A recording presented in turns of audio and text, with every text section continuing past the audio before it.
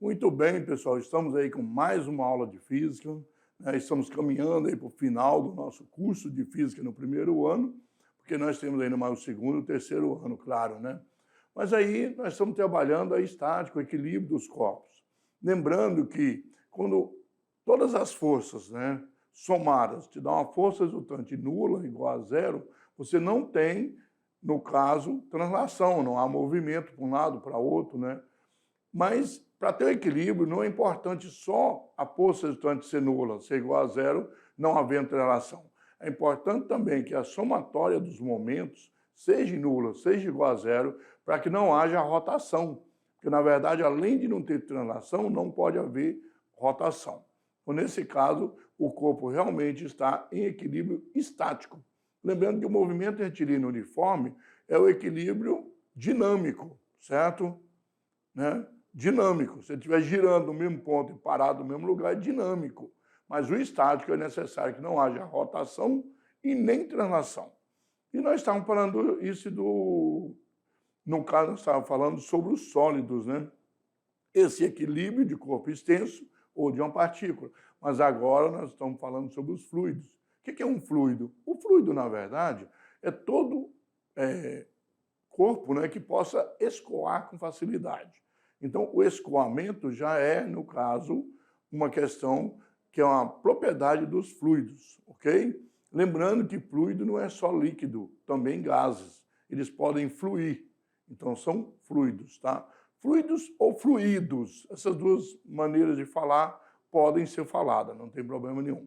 Vamos lá então para a nossa aula de hoje? Olha aí, ó, estática dos fluidos já está na parte 2, né? Começamos a falar. Só que agora não falar sobre a pressão exercida por um líquido. Como é que essa pressão é exercida pelo líquido? E, em cima desse trabalho, nós temos o princípio de Stevens, né?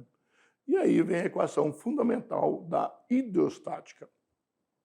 Apesar da palavra ser hidrostática, hidro vem de água, né, no grego, mas aqui seria fluidostática, correto, porque hidrostática no sentido de líquido, tá?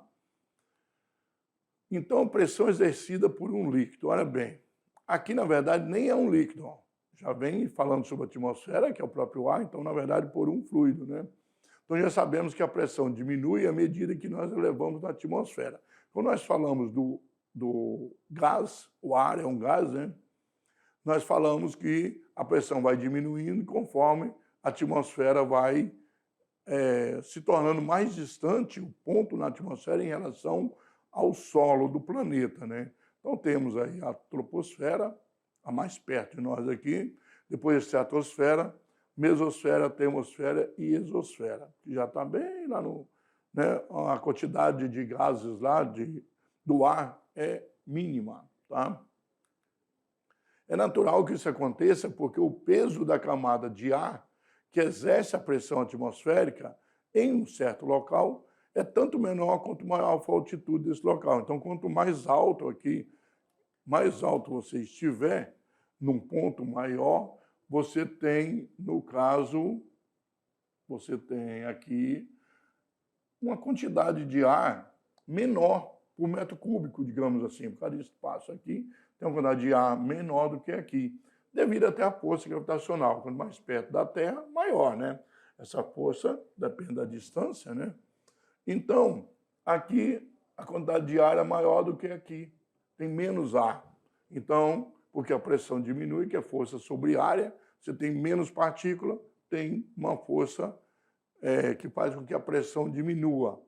Então, um certo local vai ser tanto menor quanto maior for a altitude. A altitude é a distância que tem do solo, saindo do solo, indo em direção a fora do planeta, não para dentro do centro da Terra, mas longe do centro da Terra. Isso que é altitude.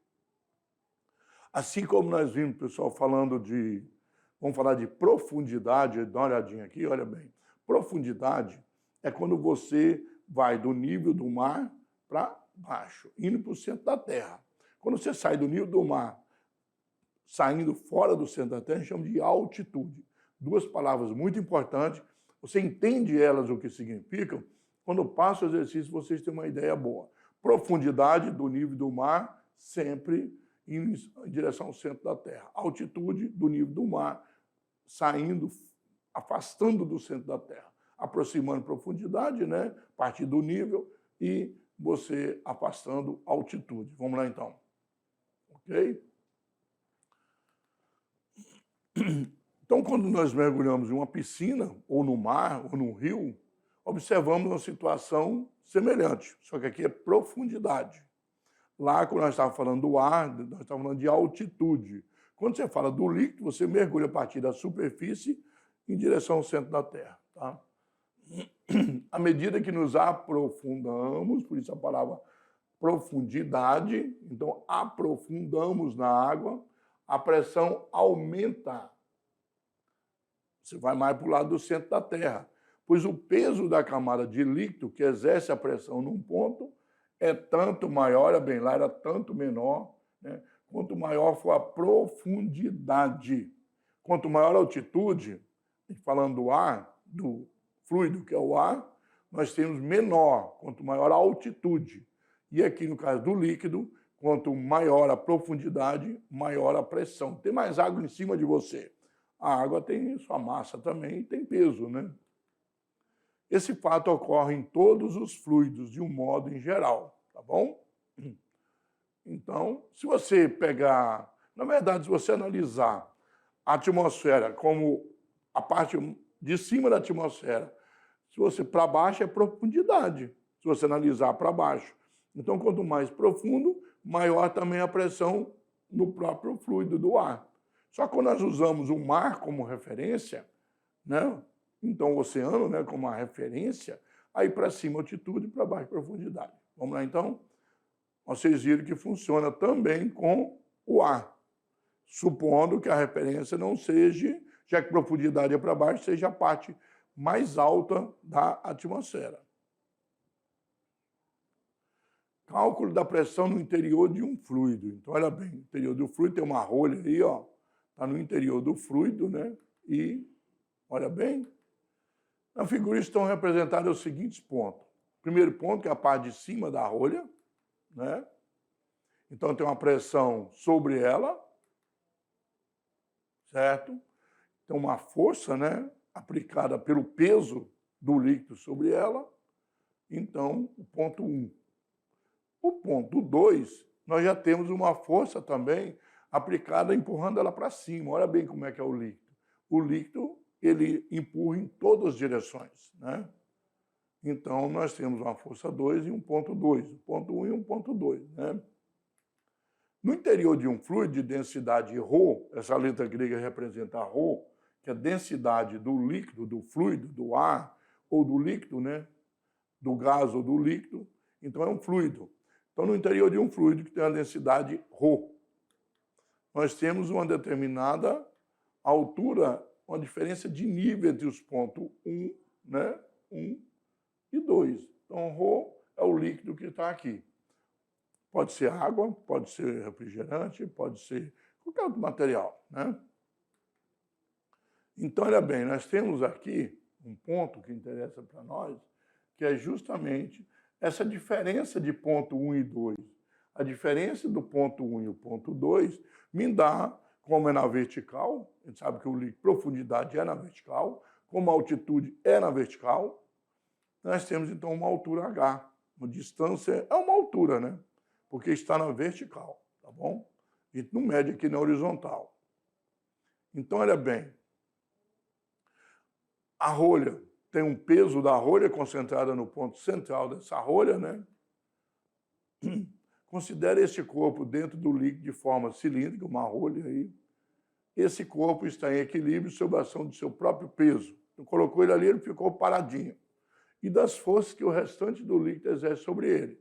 Nós temos forças exercendo em torno de todo o corpo, tá?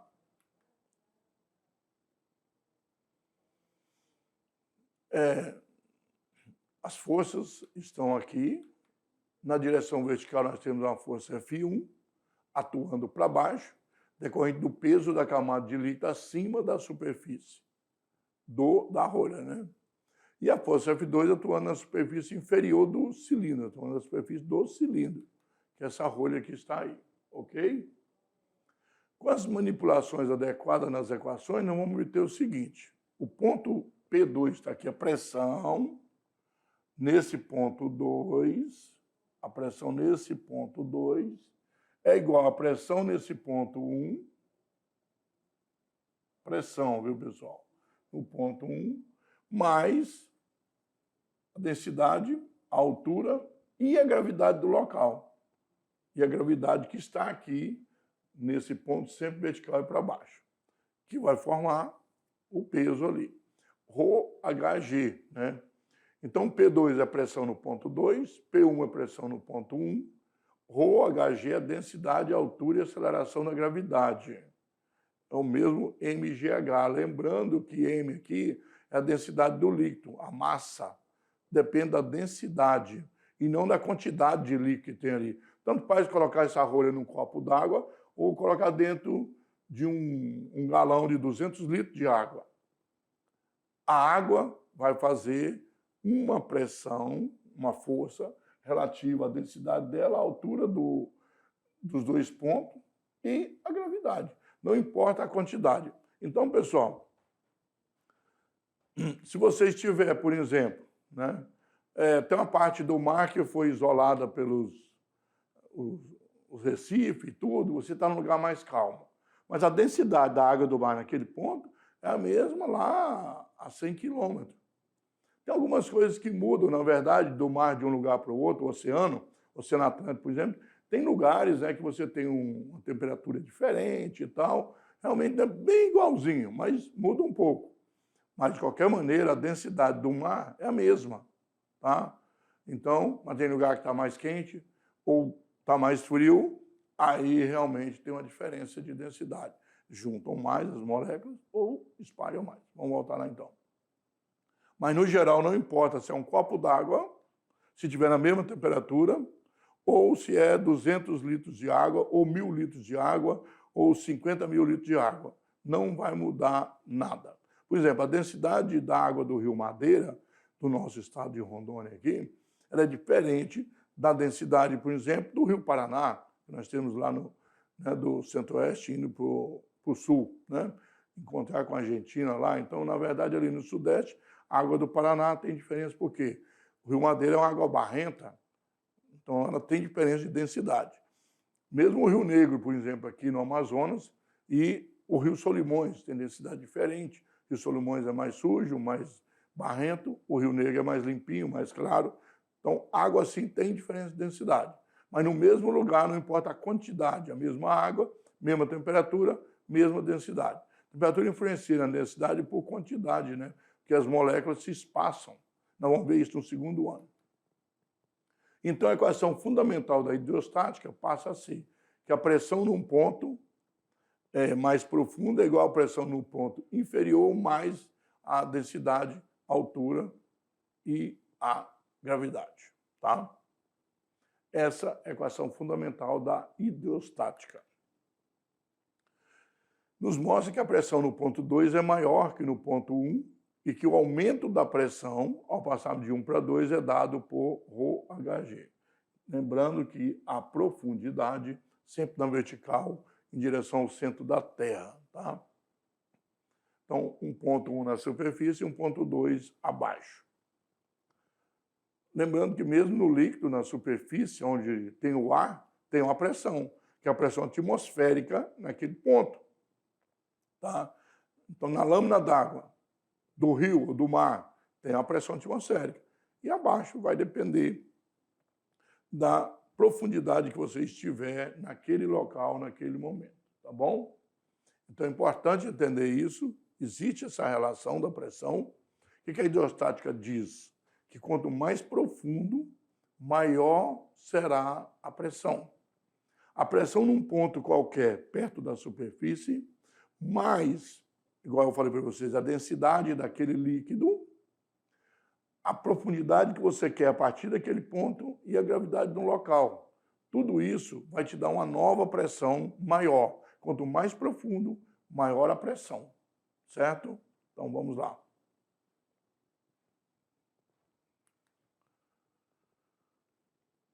Suponha que um dos pontos esteja na superfície do líquido agora. Então, tem um líquido de uma densidade ρ e eu tenho ali na superfície, tá? E o outro seja uma profundidade H, né? Tem uma profundidade qualquer a partir da superfície. Aqui já não é mais uma pressão 1 tudo, chama de, como é superfície, chama de pressão atmosférica. Mesmo um copo dentro da sua casa tem uma pressão atmosférica sobre o líquido, tá? E a pressão P no segundo ponto. Como não vamos obter essa relação? Quando você quer saber da superfície, a gente vai partir da pressão atmosférica, né? Então, se a superfície de um líquido, cuja densidade é ρ, está submetida a uma pressão atmosférica. A pressão P no interior desse líquido, a uma profundidade H, vai ser dada por, olha lá, pressão do líquido no ponto que você quer, é igual à pressão atmosférica a partir da superfície, mais ρHg, tá? Então, na verdade, ρ, densidade do líquido, depende do líquido, H é a profundidade que você quer e G é a gravidade do local. Então, na verdade, essa equaçãozinha é igual a outra. Quem que é o P1 e o P2? O P1 é PTM e o P2 é P, que você quer na profundidade. Mesmo jeito de antes, então não muda a equação. A equação prática é a mesma, né? Só que mudou agora, falando da atmosfera. Lembrando que no nível do mar nós temos uma pressão atmosférica de 1 atm, né?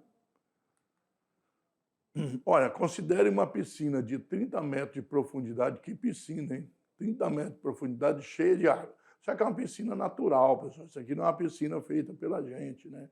Uma piscina natural. Então, ela está cheia de água. Qual é a pressão no fundo da piscina decorrente apenas do peso da água? Olha, a densidade da água nós sabemos que é 1 grama por centímetro cúbico, ou 1.000 quilogramas por metro cúbico. Lembra que cada metro cúbico tem 1.000 quilogramas de água. Água limpa, né? Água pura, né? Cada centímetro cúbico tem 1 grama, cada metro cúbico tem 1.000 quilogramas. Ou 1 metro cúbico são 1.000 litros, né? A gente sabe que 1 metro cúbico são 1.000 litros. 1.000 litros, uma caixa d'água de 1.000 litros tem 1 tonelada, 1.000 quilogramas. A pressão no fundo, 30 metros. Então, qual é a pressão no fundo? No decorrente do peso, apenas do peso da água. Então, olha bem, pressão no fundo é ρGH, certo? 1.000, né? Aqui é ρ, densidade em metros cúbicos, quilograma metro cúbico. Aqui é a gravidade e aqui é a altura. GH, certo? ρGH. Então, tem uma pressão de 300.000 newton por metros quadrados. Força sobre área. Se você quiser transformar em notação científica, você tem 5 zeros aqui. 1, 2, 3, 4, 5. 3 vezes 10 à quinta newtons por metro quadrado. Sempre pressão é força sobre área, né? Certo? Então, olha bem, a pressão no fundo, você não é a pressão total, porque na verdade nós temos mais atmosférica, né? Mas só devido ao peso da água, apenas do peso da água, é 3 vezes 10 à quinta newtons por metro quadrado. Cada metro quadrado lá embaixo está sofrendo uma pressão de 300.000 newtons por metro quadrado. 300.000 newtons em cada metro quadrado, tá? Então, o fundo tem que ser resistente, né? Porque, olha bem, 3 vezes 10 à quinta newtons. Se você pegar aqui, são 30.000 quilogramas, né? Porque massa vezes gravidade, gravidade de 10, 30.000 quilogramas, 30 toneladas em cada metro quadrado. Essa piscina natural está sentindo o efeito da força em cada metro quadrado, que é a pressão. 3 vezes 10 à quinta, nós já vimos que cada 1 vezes 10 à quinta, nós temos aí um ATM. Um ATM é 1 vezes 10 à quinta newton por metro quadrado. Então, é 3 ATM. A água, geralmente, a água do rio, né? Água pura, ela, a cada 10 metros de coluna, nós temos um ATM, aumenta o ATM, certo? Então, 30 metros, 3 ATM, aumenta, tá? Então, percebemos que não foi mencionado o tamanho da piscina, apenas sua profundidade. Não importa o tamanho, não importa se ela tinha só 10 metros de extensão ou se tinha 2 quilômetros de extensão. Isso aí não tem importância nenhuma.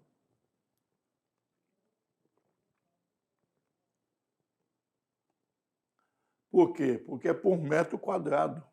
É a coluna de água em cada metro quadrado. Realmente a pressão nos fluidos não depende da área, e sim da relação da densidade e da altura e da gravidade do local, né? Por exemplo, pessoal, quando nós falamos do lago Titicaca, por exemplo, na Bolívia, então o lago, uma água normal igual de um rio, né? Mas lá a altitude é menor, então você tem uma pressão menor. Lá são mais de 3.000 metros acima do nível do mar. E nós já vimos nas nossas aulas que quando você aumenta a altitude, você diminui a pressão. Então, a pressão lá vai mudar, certo? A pressão atmosférica no fundo, então. Mas a água tem uma pressão que, mesmo estando lá na Bolívia, é igual. Se tiver lá 10 metros vai aumentar um ATM. Só que a pressão no fundo total seria mais a superfície, que não é um ATM, lá é menos de um ATM. Então, existe uma pressão no fundo menor do que aqui, em Rondônia, por exemplo. Aqui em Porto Velho, que nós temos, por exemplo, o Rio Madeira. Então, 10 metros no fundo do Rio Madeira tem uma pressão maior devido à pressão atmosférica somar com esse 1 ATM do que lá na Bolívia. Mas a água tem, em qualquer lugar que ela estiver, a água vai ser com a mesma pressão a cada 10 metros, que depende da densidade dela, não vai mudar só porque está lá na Bolívia, ok? Então vamos lá. Muda um pouquinho, como eu falei, com a questão da temperatura, né? Mas isso é coisa do segundo ano, não é preocupação agora. No caso da água, que a sua massa específica é 1 grama por centímetro cúbico, ou 1 quilograma por metro cúbico, né? São 1.000 quilogramas, né? Não é um, não. Então, são 1.000, acabamos de falar, 1.000 quilogramas por metro cúbico, nós verificamos que em 30 metros de profundidade houve uma pressão do fluido sobre o fundo de 3 ATM. Aqui é 1.000, pessoal, 1.000 quilogramas por metro cúbico. Tá bom? 1.000 quilogramas, não é 1 quilograma, não. 1 grama por centímetro são 1.000 quilogramas por metro cúbico. A gente chega nessa conclusão. Não importa se de uma piscina, né? Já que aqui não tem 30 metros de profundidade, de uma lagoa. Lagoas também não costumam ter essa profundidade toda, né? Então, se você estiver na piscina, estiver na lagoa, lembrando que a água de uma lagoa e de uma piscina aqui tem cloro. Geralmente, conforme a quantidade de cloro se coloca, não tem a mesma densidade, mas não importa se colocar água pura aqui, igual da lagoa, ou de um rio aí, ó, né? Tá bom? Ou mesmo do mar, que aqui é um pouquinho diferente, não é 1,0 grama, é 1,03 grama por centímetro cúbico. A gente considera nos exercícios comuns, então não importa de onde, tá? Porque o mar, nós estamos falando aqui por causa do tamanho, a piscina é pequena, a lagoa é maior do que a piscina, o rio é maior do que a lagoa e o mar é muito maior do que o rio. Então, fazendo uma comparação de tamanho. A cada 10 metros de coluna de água, a pressão aumenta ou diminui 1 ATM. Com a profundidade aumenta, subindo, diminui. No caso do mar, é 1,03 ATM, né? Mas a gente considera 1 na maioria dos cálculos, tá bom? Aqui colocou o mar para mostrar o tamanho, não importa o tamanho. Tá bom? Então, cada 10 metros de coluna, lembre bem, grava aí, cada 10 metros de coluna de profundidade, aumenta um ATM se você estiver descendo, diminui 1 atm a cada 10 metros você estiver subindo. Você está no fundo lá do rio, você vai subir. Está descendo, mergulhando para o fundo, você vai descer, tá bom? Então, cada 10 metros, aumenta ou diminui 1 atm, conforme você esteja subindo, ou chegando, indo até a superfície, ou indo até o fundo. Vamos lá, então? Fica fácil entender isso aí, né? Acho que não tem tanta dificuldade assim nesse caso, tá bom? Ó, nós sabemos que a pressão atmosférica local vale 76 centímetros de mercúrio. Já falamos na aula anterior, 76 centímetros. Então, qual é a pressão total no fundo da piscina? A pressão atmosférica. Essa piscina de 30 metros que deu no exemplo, ela aumentou 3 atm. Mas 76 centímetros de mercúrio é igual a 1 atm, né? Uma coluna de 76 centímetros de mercúrio equivale a uma pressão atmosférica de 1 atm, ou 1 vezes 10 a quinta newton por metro quadrado. Então, a atmosférica é 1, com mais 3, que nós encontramos lá, a pressão no fundo total vai ser de 4 atm. Então, é importante entender isso aí, e aqui também mostrando a transformação, que a gente já vimos aí que a pressão pode ser medida em centímetros de mercúrio, né? Nós temos até, às vezes, medida, quando fala do pneu, fala em libras por polegada ao quadrado. Todo mundo só fala tantas libras, mas é libra por polegada ao quadrado. A medida inglesa, né, que foi utilizada antes justamente para, nos carros, né, no início, libras por polegada ao quadrado. A gente só fala, coloca 20 libras, 25 libras, 28 libras, 30, mas é uma pressão referente também que pode ser transformada, tá? Então, acho que bem tranquilo aí para perceber. Aqui mostrou que centímetro de mercúrio foi o primeiro trabalho utilizando o mercúrio, né? Aí percebeu que no nível do mar tinha 76 centímetros de mercúrio, a coluna ele entrava em equilíbrio. Se você colocasse 1 metro, como já foi falado para vocês aí na experiência de Torricelli, né? O Torricelli colocou uma bacia, um recipiente em volta, encheu um tubo de mais de 1 metro de mercúrio e colocou e virou ele para baixo. Ele foi derramando, derramando. Quando chegou em 76, ele parou de derramar, mesmo que o tubo só estava colocado ali, estava aberto. Ele derramou até 76.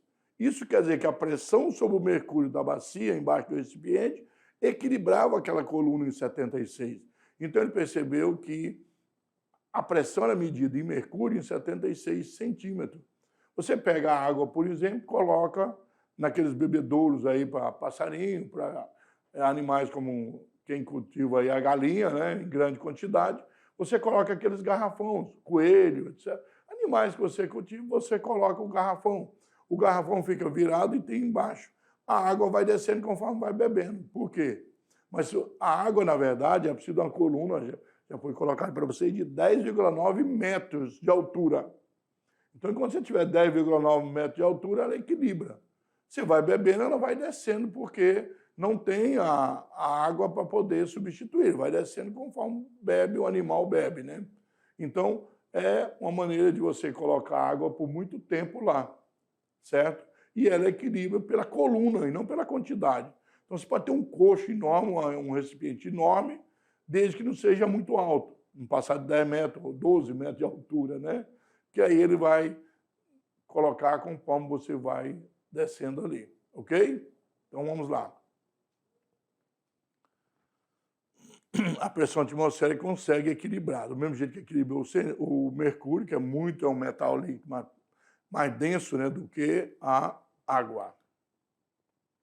Ó, em um tubo de vidro, um copo, por exemplo, né, circular, pode ser, contendo glicerina, agora não é mais água, considere os pontos 1 e 2 afastados de uma altura de 3 centímetros um do outro. Estão mostrados na figura abaixo. Tá aí. Calcule o sistema internacional o aumento da pressão ao se passar do ponto 1 para o ponto 2, sabendo que a densidade da glicerina é 1,25 gramas por centímetro cúbico. 1,25 gramas por centímetro cúbico, ou 1.250 quilogramas por metro cúbico. Lembre-se que 1 grama é igual a 1.000, agora está consertado direitinho, lá no slide anterior estava 1 quilograma, é 1.000 quilogramas por metro cúbico. E 1 metro é igual a 100 centímetros, vocês já estão lembrando, né? Então, nós temos que a densidade de 1,25 gramas por centímetro cúbico vai corresponder a 1.250 quilogramas por metro cúbico, tá?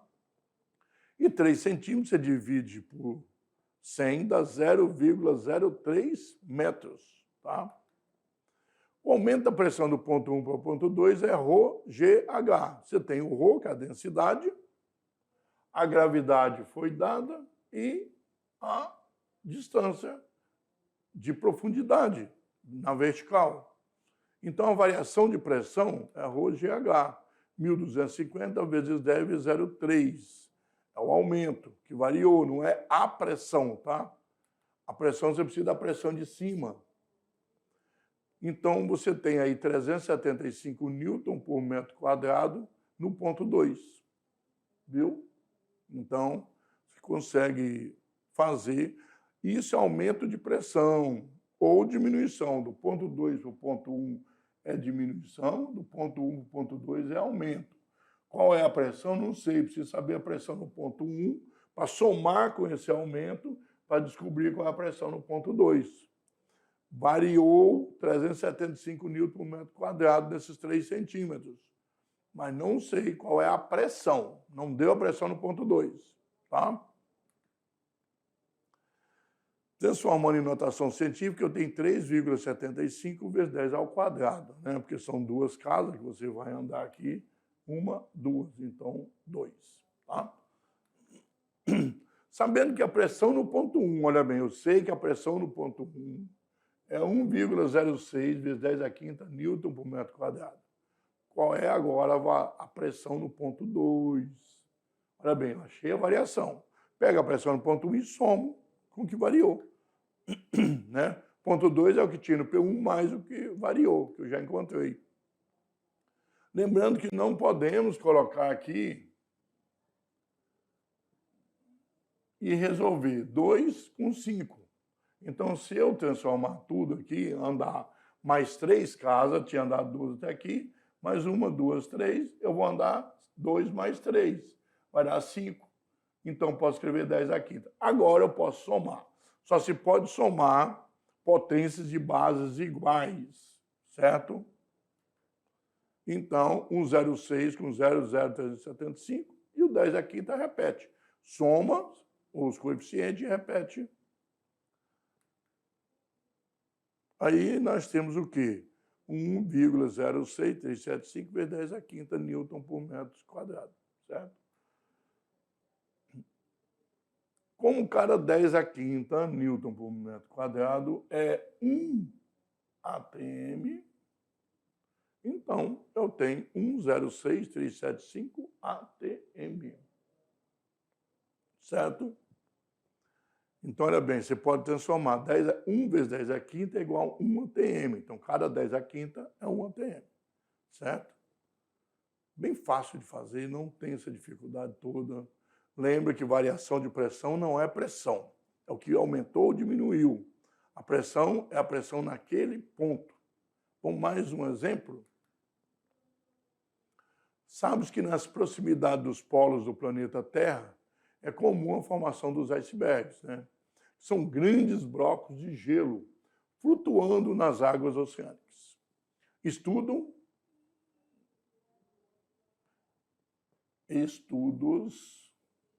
Os estudos mostram que a parte de gelo que fica emersa durante a flutuação corresponde a aproximadamente 10% do volume de todo o iceberg. Apenas 10% fica flutuando, os 90% fica abaixo. Um estudante resolveu simular essa situação introduzindo um bloquinho de gelo no interior de um recipiente contendo água. Observando a variação de seu nível desde o instante de introdução até o completo derretimento do bloquinho. Porque aí o gelo foi derretendo, foi transformando aí a energia que ele tem, recebendo, mudando, né, a temperatura dele para a água, que a temperatura dele é muito menor que a da água, que o gelo é 0, né? E aí vão ver isso completamente no segundo ano, vão trabalhar direitinho.